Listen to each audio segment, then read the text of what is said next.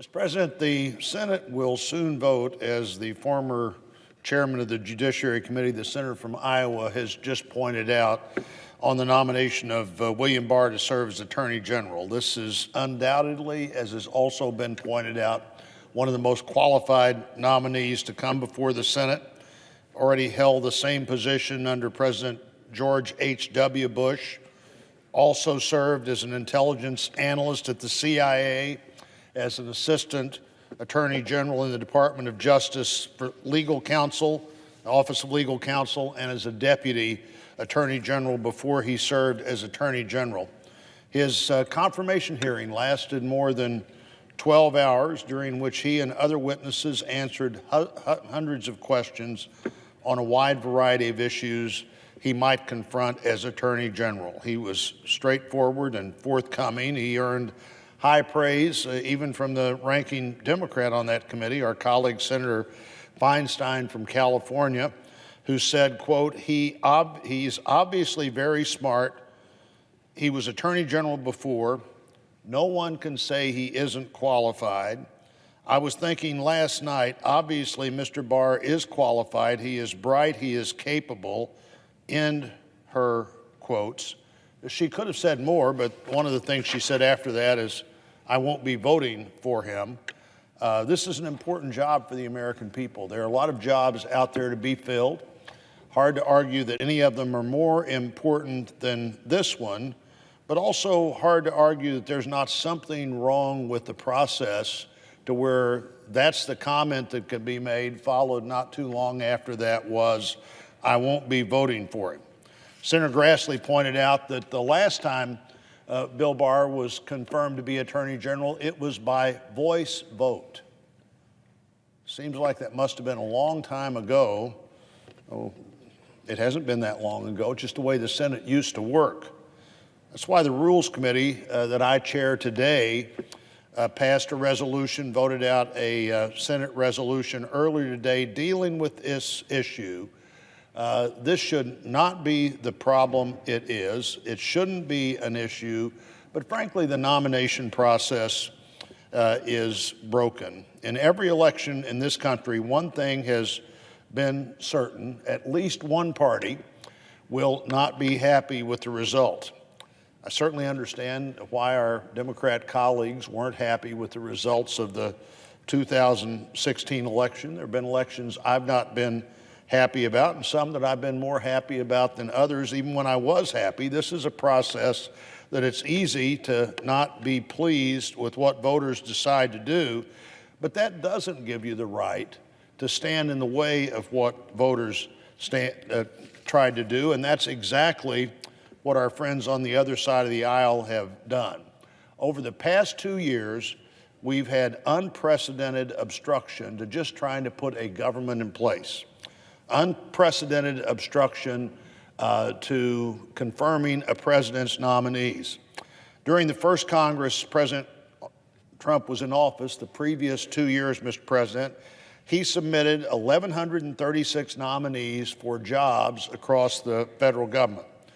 During that same period of time, President Obama submitted 1,132 nominees. By the way, President Trump is sometimes criticized for not getting the nominees up here quickly enough. He actually got 4 more nominees up during that period of time than President Obama did, but the Senate confirmed 920 of President Obama's nominees during that first 2 years, and the Senate only confirmed 714 of President Trump's nominees, barely more than half for President Trump, or barely half for President Trump, and about 70%, 75% for President Obama.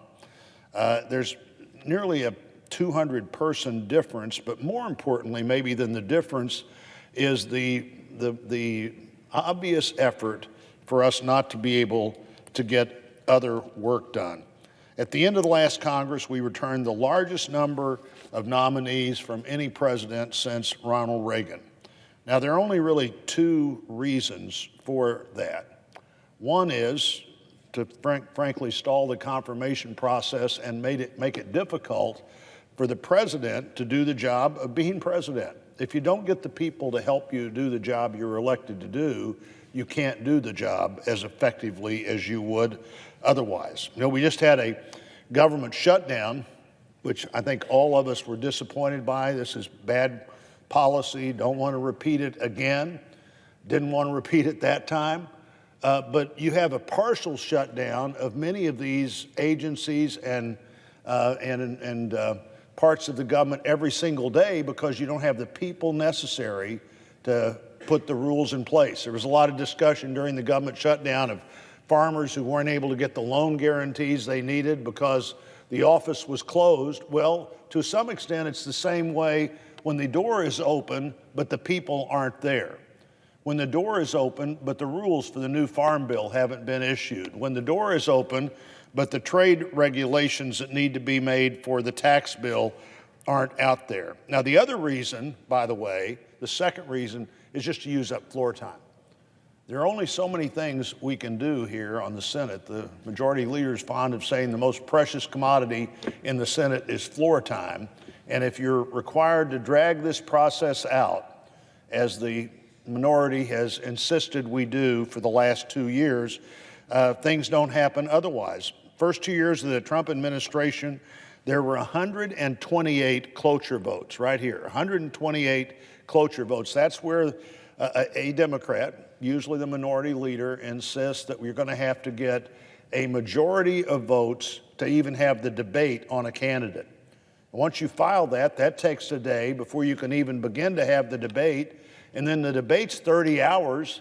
And so half a week is gone before the week starts, just trying to confirm one person for one thing. That could be as important as a Supreme Court judge, or it could be the lowest level of confirmation in any of the agencies of government. And by the way, those are the people who haven't got put in place because obviously lifetime judges matter and both parties would prioritize that. But 128 clochures in the first 2 years of the past 3 presidents, a total of 24 times. 24 times, that's an average of 8 compared to 128. There's a lot of difference in 8 and 128 because the tradition of the Senate, matter of fact, I think if President Bush was on here, President George H.W. Bush, that number was 0, no time. And that was much more traditional up till that time than now. When President Reagan was president, once a nominee got out of committee, it was an average of 5 days before that nominee had a vote here on the Senate floor. Normally, the same kind of voice vote that Senator Grassley mentioned that Bill Barr had the last time, but an average of 5 days. With President Trump, it was 55 days before you could get a vote once you got out of committee. Now remember, Mr. President, you've already filled out, if you agree to serve in one of these jobs, you've given all your financial information, you've given all your personal information, you've been investigated through and through, you've appeared before a committee, they've asked you every question they could think of to ask you, they have voted you out of that committee, and then 24 people at the end of last year were sent back to the White House at the end of that conference. I think it was over 24 people, over 24 people that had been waiting 1 year to become maybe the Deputy Assistant Secretary of Interior. This will not work. It is not how our system is supposed to work, and we need to move forward. And it's not like that when this happens, this 128 cloture votes happens, that then there's a huge debate. There's 30 hours plus the intervening day, but that doesn't mean there's any big debate. In fact, usually there's almost no debate at all on these nominees. And when they are voted on, when the nominees are voted on, 48% of the nominees got over 60 votes. 37% of the nominees got over 70 votes. So clearly, this is not about holding back somebody that can be confirmed. It's about using up time that should be used up for other things. There are two jobs of the Senate. One of them is the personnel business. One of them is confirming people that the president nominates, but the other is the legislating business. The other is the funding the government business. The other is the talking about foreign policy business. The other is talking about the economy and trade and taxes.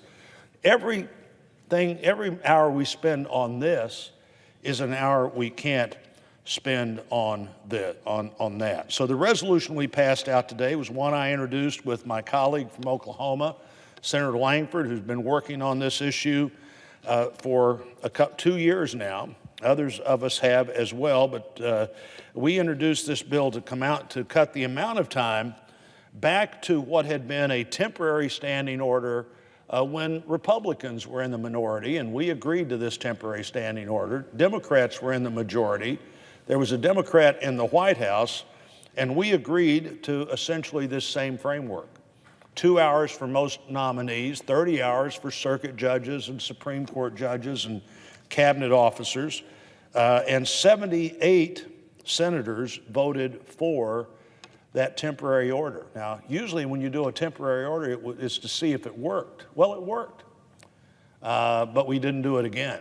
So we're now saying let's make that temporary order a permanent part of the way the Senate approaches this part of its job. We are moving in that direction. We had a debate this morning in committee. The time we're spending on the floor, if there's a nominee that needs 30 hours, they're almost certainly going to be in that category that gets 30 hours. If there's a nominee that would be in the 2-hour category, they're going to have been through committee. They're going to have been thoroughly vetted. The committee's going to decide they should be reported out. We need to get back to that 5 days after that. The Senate lets this person go on to fill a job that is, in all likelihood, not going to last beyond one administration, and maybe not even that. It won't be long before nobody's willing to sign up. If a year later you put your life on hold and you find out that really the Senate just somehow can't get to the job that you have agreed to serve on because we've got to take time that the Senate never took before. So, Mr. President, I would hope that my colleagues on both sides of the aisle look at that standing order that could change our rules in a way that allow people who are willing to serve to be thoroughly vetted, thoroughly questioned, and then voted on. This can't happen unless they get voted on, and clearly the current process of voting on people is a process that has been abused, and while the Senate is a place that recognizes the rights of the minority, those rights have only been upheld when the minority viewed them for what they were, rights of the minority rather than tools of the minority to obstruct the elected government of the United States of America and the work of the Senate. And with that, Mr. President, I would yield back.